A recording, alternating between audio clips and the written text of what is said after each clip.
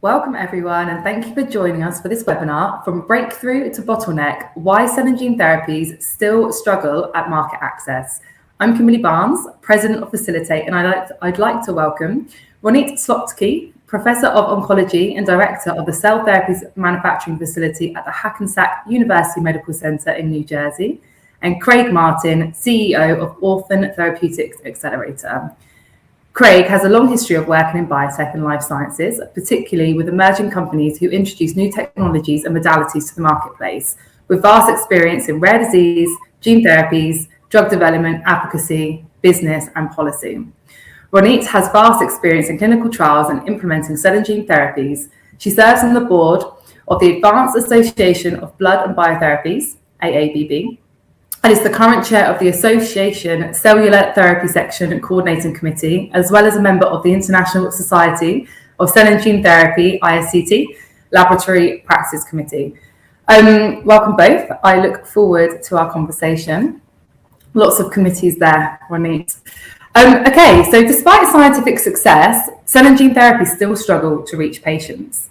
Barriers are non-scientific, so funding, logistics, reimbursement, infrastructure, and operational readiness are all barriers to success. Many promising programs still late in development due to market access misalignment. Breakthroughs don't translate into impact without viable delivery and access models. Today, we'll benefit from Ronit and Craig's access insights from either end of the cell and gene therapy spectrum as we explore three topics. These are point of care manufacturing to accelerate access on the hot topic of in vivo, set up and scale and learning from alternative models and creative approaches, looking ahead at HTA assessment changes and the shift from rare to larger indications. We will also leave 10 minutes at the end for Q&A, so please do add questions as we go through the discussion. Great, so topic number one, let's discuss point of care manufacturing. So coming to you first, Ronit. We know clinical delivery depends on hospital readiness, and that reality can be underestimated by developers. When it comes to the last mile of getting cell and gene therapies to patients, the logistical complexities can be immense.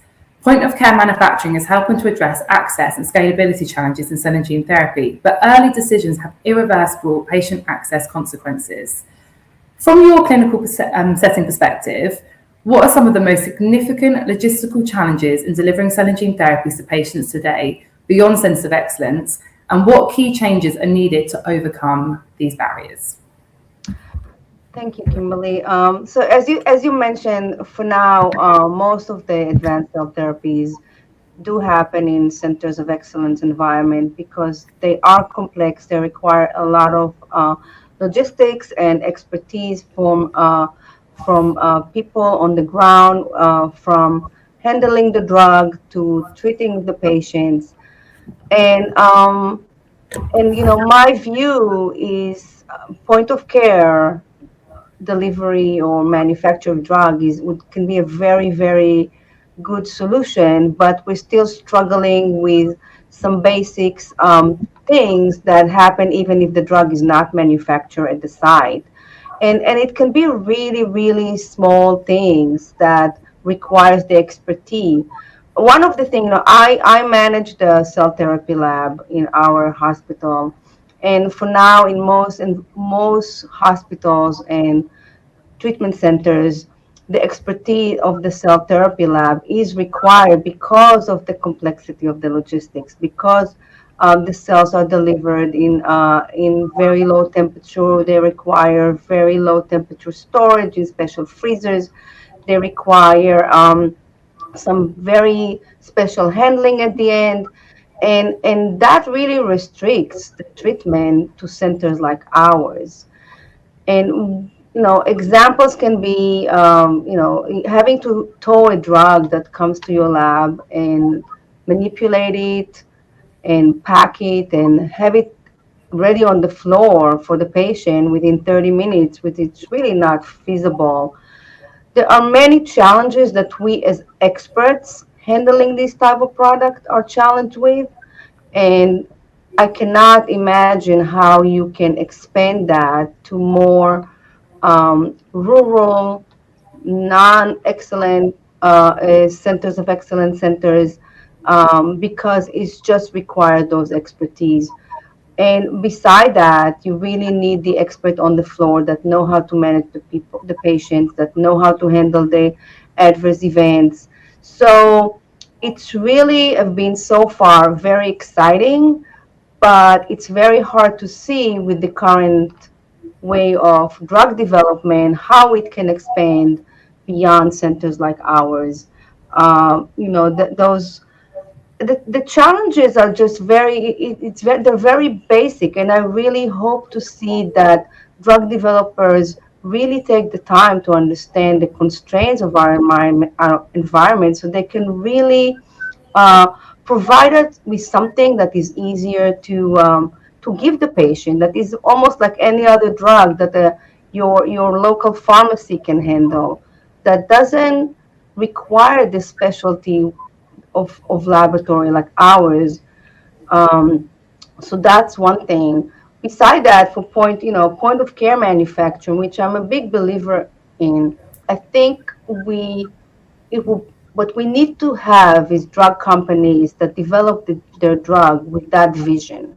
That to begin with, it is designed for a laboratory like ours and hospitals to really manufacture the drug without having to go through the whole drug development process, which is very costly and really not reasonable for most clinical centers. Great, thanks, Ronit. Are you starting to see any encouraging shifts that are already making a difference to obviously this perspective about getting, coming Yes, out? I actually was very encouraged lately. Part of the challenge, as I mentioned before, is having to store these products in liquid nitrogen freezer, which are very unique. Most pharmacies are not designed to have these, and in most case scenarios, they maybe have -20 or -30 freezers. But I've seen one company recently that developed the option to have a short-term storage in -80, which I was very encouraged to see, because that will allow pharmacies to build up the capacity to receive the drug and dispense it to the patient, especially if that dispensing doesn't require any handling of the drug beyond getting it to the floor, throwing it at the bedside, and infusing it. So that would be really, really great, because part of the challenge is that pharmacies are a little bit reluctant to handle cell therapy. It's a completely new concept for them. Another thing that I'm seeing is, at least in the US, is that there is a move to engage more pharmacies in the handling of cell therapy drugs. There's actually new standards by ABB for these kind of facilities.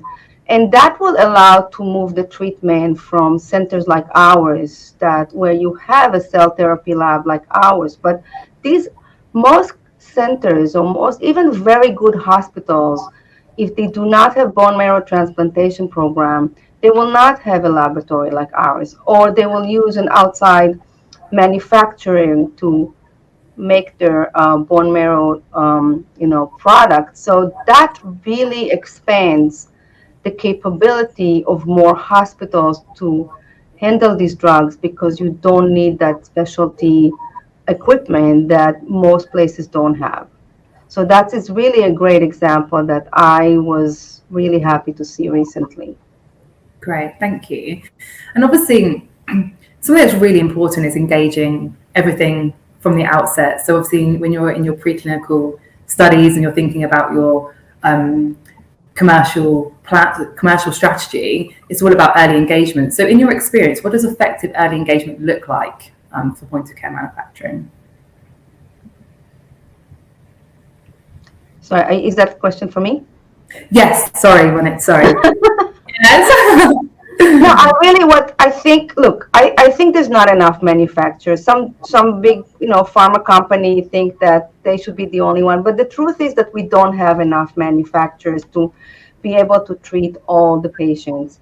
And the cost is extremely high due to the really complex logistic, right? You need to collect the patient, especially for the autologous, you need to collect the patient at the bedside, then you need to send it to the manufacturer, then they need to do their part and then send it back in the cold chain. So that really makes everything very expensive. I think if we have the capability to at least manufacture some of the drugs. That doesn't mean that there's no room for others, but the autologous simple one where you can develop very easy manufacturing process using closed systems in your facility with the expertise that you have and deliver it directly to the patient, we can definitely reduce the costs and also probably expand to more remote areas. Um, but I think in order to be really, really doable, manageable, as I said before, I think the drug needs to be designed from the get-go to be like this. It has to be like a process that a laboratory can do in a hospital setting. It should reduce a lot of the cost. It would still be expensive because these reagents, these machines, the supplies are very expensive. And at the end, it would need to move beyond clinical trial, which that's what happens right now in most of the facilities that manufacture on site. It's not a licensed drug, to something that would be able to be like a licensed process that you can get reimbursed for.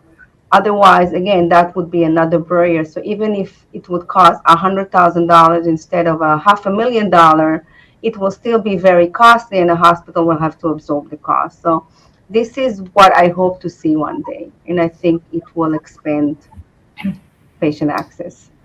Amazing. Thank you, Ronit. You've outlined the very real data constraints hospitals face when it comes to delivering these therapies, from infrastructure and reimbursement to logistics. And we're going to discuss regulatory and point of care financing a little later. So building on that hospital reality, Craig, you talk about creativity being driven by necessity. Do you see point of care manufacturing and the hot topic of the moment, in vivo therapies, as examples of that necessity?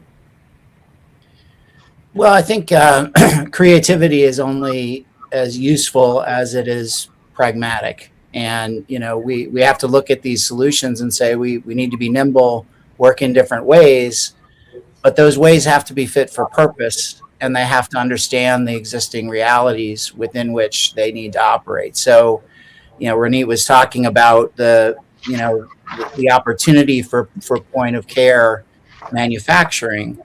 And I think in today's reality, there's an opportunity, but only for, I think, condition areas with very small population, because you need to bring patients to a very small number of treatment centers that have the capacity to do that type of manufacturing.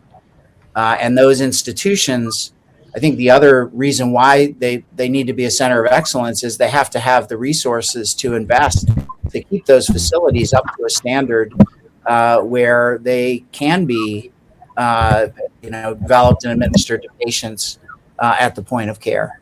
And those institutions have to have the willingness to stick with that over some period of time, because those standards for those facilities will change. There'll need to be investments to upgrade those facilities. The regulatory standards may change, and other influences may come into play where, manufacturer expects those and anticipates those and builds those into their investments, whereas a center of excellence might not. They're focused on excellence in care for patients, not in excellence in manufacturing of products. So I think those are some of the things that we have to factor in. And until we get to a point where the technology is advanced and you do have these closed systems that can perhaps more easily be installed across a variety of points of care, I think we have to recognize that there are limitations on, what type of condition areas and modalities that sort of approach is going to work for. Agree. Thank you, Craig. And that's interesting. We actually have similarities here in the UK, and I'm sure you know that the Advanced Therapies Treatment Centres were set up for that reason. Obviously, hospitals here in the UK were not set up for some of the logistical challenges that we now have with cell and gene therapy. So I think we have Manchester, Birmingham and London obviously set up for cell and gene therapies, and actually that has helped us be able to treat patients here in the UK. Obviously, in those smaller patient indications at the moment as well. But yeah, thank you both for those observations around point of care manufacturing. So, Craig, through your career, you've experienced challenges at both ends of the spectrum, and you appreciate the pressures of setup and scale. I'm interested in your view of how we re-envision the marketplace and the role of creative payment models to offset the cost of risk and support the ability for business models to scale. What's your take on how we innovate and move beyond traditional commercial pathways? Yeah, I think we need to take a more holistic view of what are the influences that constrain ultimately access to advanced therapies, and a lot of that is upstream. So, how can we bring down the cost of developing these materials and increase the efficiency and yield of developing these materials in a way that influences the cost of goods? So there's that piece of it, and I think there is some positive movement in that arena. Then you have to have a regulatory infrastructure that's willing to accept those changes and act at the same speed that the technology is advancing to incorporate them into their standards. Because another barrier to a lot of these therapies getting to patients is the CMC requirements and the cost of implementing those CMC requirements. So if you have a regulatory apparatus that is willing to re-envision, reimagine how those standards could be set. And there again, I think in the US with the FDA, we've seen some signs of flexibility there. I think in the UK, certainly there's some signs of flexibility, and elsewhere. So that can help to bring down the cost and increase the scale of therapies that are more likely to make it through development and get to patients. And then there's the capital requirements and what that does to influence access to these types of therapies.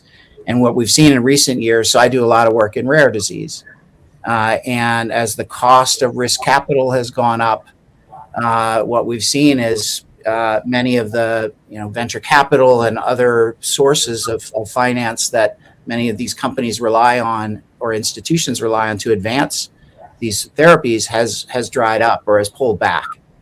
And the expectation on the back end for those investors is, a multiple that in order for a company to pay back to those investors, the price has to be pretty high for that therapy.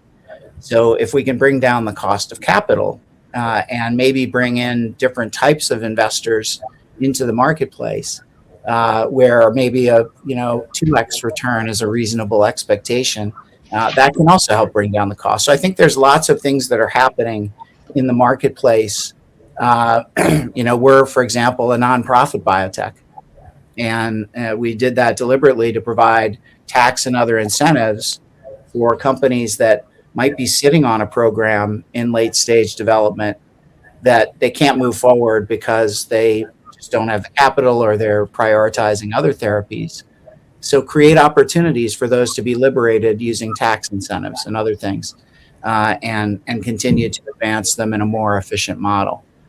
So I'm encouraged because I think there is a lot of creativity out there, and there are a lot of the stakeholders in the system that are applying that creativity in different ways that I think are going to have a dramatic impact in the coming years. Thanks, Craig. Last week, when we had a call, you mentioned there was a case study that you mentioned around Orchard Therapeutics. Would you mind sharing that? I thought it was quite an interesting discussion that we had last week. Yeah, so this has been a case study that's gotten a fair amount of attention, where there's a nonprofit out of Italy, Fondazione Telethon, that had been involved in the development of a therapy for an ultra-rare condition called Wiskott-Aldrich syndrome. And they eventually, through the institute that had taken on Orchard Therapeutics. And Orchard got to a point in the development of that therapy where they didn't feel like they could support it anymore. And it was handed back to Telethon, who completed development submitted it to the EMA and to the FDA for approval, and it was approved in December. And my organization, Orphan Therapeutics Accelerator, is now partnering with Fondation Telethon to commercialize that product called Waskira in the US. And so here you have the first time that a nonprofit has gotten a gene therapy approved, and the first time that you have two nonprofits collaborating to commercialize a therapy in the US. And so I think those are good examples of where the system is responding with creativity to try and get more of these therapies to patients. Might not be viable in a more traditional model. Thanks, Craig. I thought that was so interesting when you shared that last week. Okay, so phase one investment has learned, from those that have gone before, but sunk costs have an impact. You're an advocate of the cost plus approach and its impact for accelerating patient access. Tell us a little bit more about that, Craig. Yeah, well, I think this gets back to different models for advancing some of these therapies. So because we're a nonprofit, because we are we're licensing these treatments at very low upfront cost. We're providing an opportunity for a manufacturer who has a lot of sunk cost in that program to recoup some of that cost through tax write-offs. You can write off the fair market value of the program in the US if it's donated, and you can write off up to 10 years of net sales revenue on a sliding scale if we're successful in commercializing that product. So trying to create opportunities for companies to recoup some of the costs they've put in, and to see these promising therapies actually get to patients rather than sitting on a shelf somewhere. And so I think, utilizing those kinds of opportunities, we're going to see more of these therapies start to maybe get moving again. And that's good for everybody. It's good for the manufacturers that, otherwise don't recoup any value from those programs. And it's good for, most importantly, patients, because a therapy that otherwise wouldn't get to them is going to be able to make a significant difference in the lives of those patients. Amazing. Thanks so much, Craig. Thanks for your perspective. So point of care financing is critical to factor in. Ronit, I know you're passionate about this. Would you like to share some information? Yeah, share your point of view on this. So, for now, when we talk about the cost of these drugs and the treatments, the core challenge was always that the drug cost was everything else, right? The whole treatment after that, and the treatment is still long. These patients have to be admitted to the hospital sometimes for 2 weeks before they can go home. They have a lot of complex, side effects after. They need to be treated with immunotherapy after. So and then on top of that is, some of the new exciting therapy drugs are millions of dollars just to purchase. So it's really non-sustainable for the long run, especially if you have, rare disease is one thing, but when you're talking a disease like sickle cell, when it's absolutely not a rare disease and there are really hundreds of thousands of patients, the chance that you can deliver it is very slim. And that also, in the US, with the way we pay for our care, have its own challenges. It was all designed as, one payment with a very long treatment. And you need to sign an agreement with almost every payer. It's almost, you do like a single case agreement. Every time there's a new drug, we have to go through these contracts again. It's a very, very long and complex process.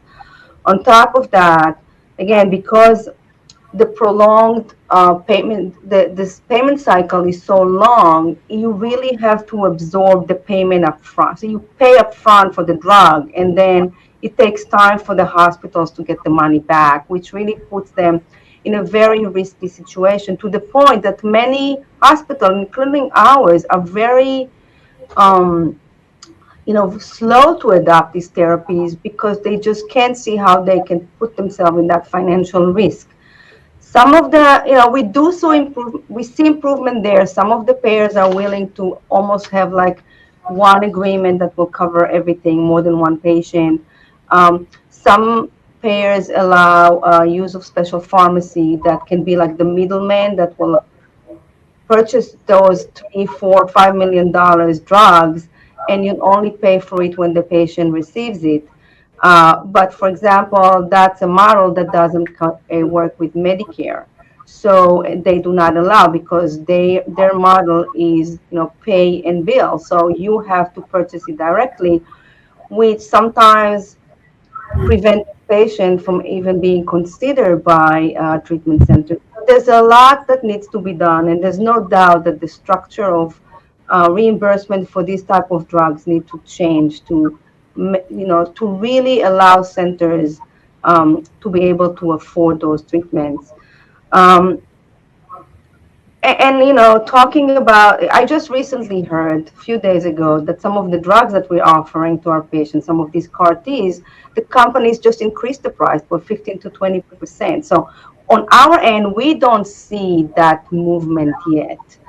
And it's really costly. You need a lot of experts to take that patient through from the beginning to the end, from registering them to collecting them. We have the TILs that requires to engage surgeons. There's a lot of steps that needs to happen, and I think in order to reduce that overall cost, there need to be some major changes, both in the reimbursement, at least in the US, how it's structured. Um, we also see, for now, most of these drugs within the cancer patient population, but we see new drugs coming in the pipeline for other indications that are not cancer indication. That would really mean that hospitals needs to broaden their scope beyond cancer center cancer patients, and really it will be a major shift if that goes through for hospital to engage in that. And I think it's never too early to start talking about that and engaging hospital leaderships to really understand what needs to happen in order to offer these cell therapy treatment to other patients outside of the oncology population. And that has to work together with the government and the paying system, because um, hospitals cannot afford those price tags. No, thank you, Ronnie. Thank you. I'm gonna turn to looking ahead now, and we're starting to see cell and gene therapies move beyond ultra rare diseases into much larger patient populations. This raises an important question about whether future HTA changes could be a catalyst for access or a constraint on scaling these therapies. So, if I could come to you first, Craig, what concrete changes to HTA frameworks would you most like to see to ensure cell and gene therapies can successfully transition from rare diseases to larger indications while still delivering sustainable access for patients and health systems? Well, I think the health technology assessments need to look beyond the therapy and understand really what the implications of treatment or lack of treatment may have on a patient. And there are measures that they use, like QALY, that in certain disease areas just simply aren't appropriate, because it would suggest that, well, if a patient dies, there's less cost to the system, and therefore more value to using a cheaper therapy that's less effective. And so I think that we need to re-envision how those assessments are used, because I think they've been pretty much a blunt instrument that's designed to control cost and risk to insurers, where I think they really should be designed and should be engaged further upstream in the process of drug development to really understand, what is the measure of value that's appropriate for a therapy, and what are the implications and costs. Some of the things that don't get factored in around a therapy are the cost to the family and the burden on the family. for a severe immunodeficiency, for example. You sometimes you may have kids in hospitals for very long periods of time in units that are designed, for immune compromised patients. There's a high cost to that.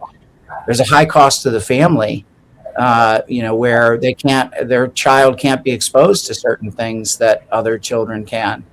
And there's a high cost just in terms of some of these treatments. If you want to have access to them, you may be living near a facility for months. So oftentimes a caregiver will have to give up their job. They'll have to transform their whole family's life and experience in order to accommodate their child, in particular, getting treated. And so I think that we really have to re-envision how we assess the cost versus the value of these therapies, while working upstream to do whatever we can to bring cost of goods and other things that affect the price down as much as we can. Great, thank you, Craig. Ronnie, what's your perspective on this? I really like the points that Craig brought up. I think when we think as a hospital or a drug company, we usually just look at our bucket. But if you think in the broader picture of what is even the financial value to society of treating a patient early, it's huge, especially if these are patients that can live for many years, but will probably need a lot of treatment, will not be capable of working, contributing to society. So I think in the big picture, I absolutely agree that the revenue to society is huge, and you don't necessarily count it in money or in currency. So I definitely agree with that, and I think we have to really start thinking of it this way.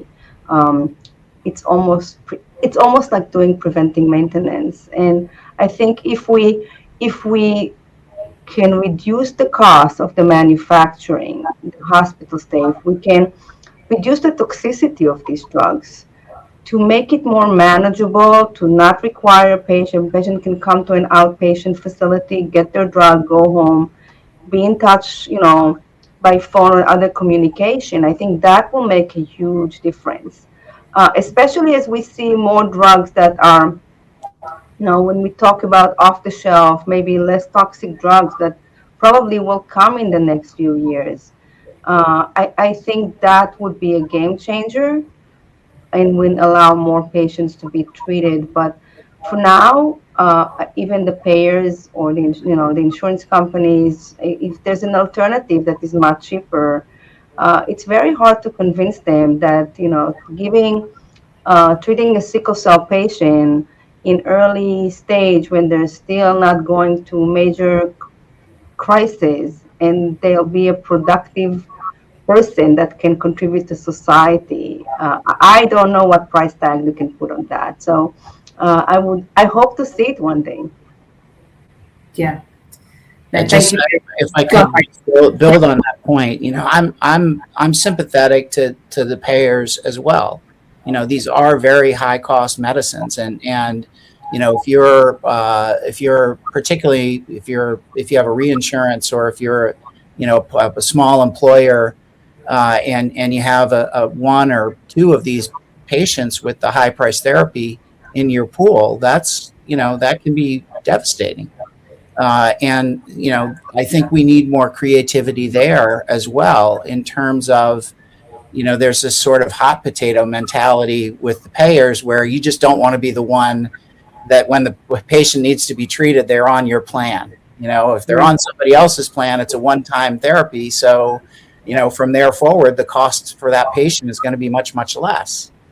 And so, I think payers should be looking further upstream and even be considering investing in the development of some of these therapies, where some of the value gets returned to them to offset the cost and risk that they're taking on for covering patients' lives. And we haven't been nearly creative enough We've simply looked at, how can we do this in the old way of doing it, as opposed to how can we develop a new way of doing it that's better for all the stakeholders involved. Absolutely agree. Yeah, thank you, Craig. If we've got any payers on the line, then obviously, yeah, let's think of investing in some of these therapies. Come see us. Thank you both for sharing your insights. You both have very different real world experiences, but that's given a real breadth to this conversation. So we really appreciate that. Before we go to questions, one last one for both of you. In one line, what does Access Ready in 2026 mean for you in a practical sense? Ronit, why don't you go first? For me, what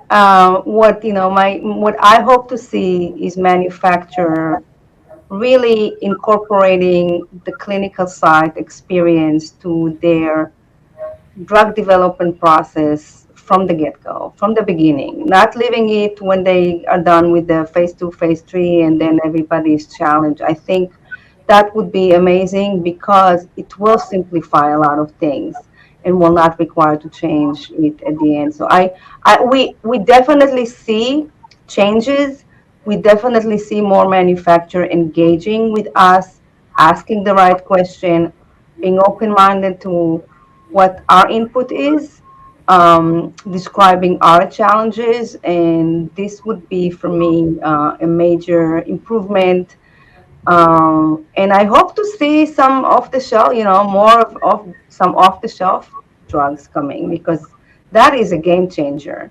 I'm not going to go into the real, in vivo gene therapy, which is even a bigger game changer, but I think those will be the big game changers for 2026.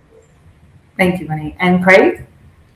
Yeah, I would say Access Ready in 2026 is about transparency, and having a candid discussion with a payer about this is the actual cost that it takes to get this therapy to patients, and on top of that, we'll put a reasonable margin that will allow us to sustain ourselves as a business.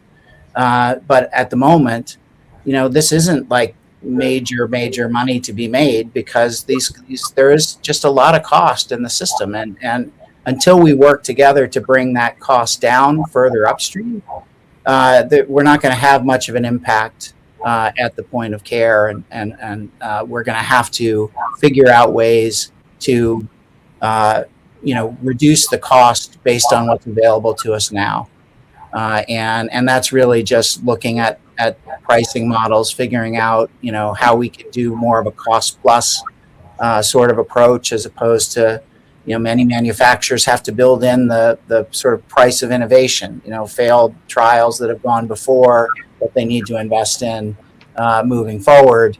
We're in a little bit of a different situation, so we're able to approach things differently. But if we can make the system work so that more manufacturers can approach it that way and still sustain their business, then there's going to be access to more therapies for more patients in a more timely manner. Great. Thank you. We're going to go over some questions now. We've got 3 questions. So I'll start with the first one.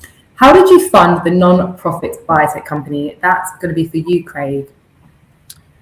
How did I found it? Fund the non-profit. Fund it. Okay. So, the other advantage of a nonprofit, particularly the way we've structured ours, is that we can access non-dilutive capital as well as dilutive capital. So what that means is we were fortunate in that we had a couple of companies, Chiesi and Bial, that stepped forward and provided non-dilutive funding for us to set up our operations, to do the work that's required to evaluate and vet. We've looked at more than 60 therapies, which sadly we haven't had to work too hard to find. There's a lot of shelved therapies out there right now that could have value for patients. And then to do the work to start to move some of those programs forward. Now, through the relationship with Fondazione Telethon, we're actually a commercial stage company, so that there will be some revenue that will come in from making those treatments available that will help to fund our operations as well. So I think that moving forward, the sources of capital will be even more diversified. Where we'll look beyond non-dilutive capital, because we also want to bring in impact investors or family offices or donor advised funds to demonstrate that there is actually an investment thesis for those kinds of organizations in supporting the development of ultra rare drugs. So a variety of sources, but we've been fortunate to have organizations step forward with non-dilutive capital. Amazing. Thank you, Craig. The next question: how do you identify shelved programs with a realistic path to patients, and what does a fair deal look like for the originator? Bronnie, do you want to take this one? I think that would probably be more of a question to Craig. Yeah, no worries. Craig, over to you again. I'd love to hear your answer, though, Ronit. I would love to know what to answer. Yeah. So one of the things that we've done is we've been piloting a couple of AI-based platforms that can ingest large amounts of data, both proprietary data from a company, so their data room, external data about broader marketplace developments, and generate diligence reports and generate predictive clinical development plans and other things that allow us to understand the cost of advancing that therapy through to an approval, the estimated timeline, the probability of success, and whether or not there is high unmet need in that particular disease area. So are there other therapies being developed that are further along that may have a better chance of helping patients, in which case we're not needed. We don't want to go and duplicate the efforts of biotech and pharma companies if they're being successful in a disease area. It's really the ones where they're not, and there's a therapy that's been shelved for reasons that are seemingly not related to the safety or potential efficacy of that product, but rather to the perceived commercial viability of it. Great, thank you. Is regulatory strategy helpful for breakthrough from bottleneck? Who wants to say this one? I think we've seen changes. Craig mentioned before the recently publication by the FDA about some loosening for the CMC requirement. We'll see how that rolls. Hopefully that will help companies to reduce the cost of the CMC changes at the end. If it's really a lot of these drugs, companies learn as they go through these phases, and I think that will make it very helpful. At least here with the FDA, a lot of things relaxed. When we started to treat patients with licensed CAR-Ts, there were a lot of regulatory requirement, even for the centers, whether it was the accreditations that you have to have, the audits, the RAM training. A lot of them were removed over time as the FDA learned, I guess, that we can handle this treatment without this requirement, which makes it much simpler for treatment centers.